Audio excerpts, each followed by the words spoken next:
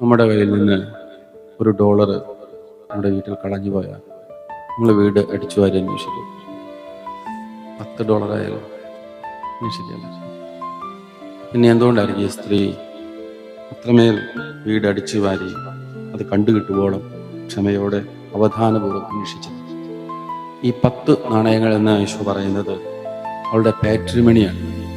അവളുടെ അപ്പൻ അവൾക്ക് സ്ത്രീധനമായിട്ട് കൊടുക്കുക, പിതാവിൻ്റെ ഓഹരി. അതുകൊണ്ടാണ് അത് വളരെ പ്രഷ്യസായിരുന്നത്. ഒരാൾക്ക് 100 പവൻ സ്ത്രീധനം കൊടുത്ത് കെട്ടിച്ചു വിട്ടു, അതിൽ 1 പവൻ കാണാതെ പോയാൽ അവൾ വീടടിച്ചു വരും. അത് പവന്റെ വില മാത്രമല്ല, അത് അപ്പൻ്റെ ഓർമ്മ കൂടിയായിരുന്നു.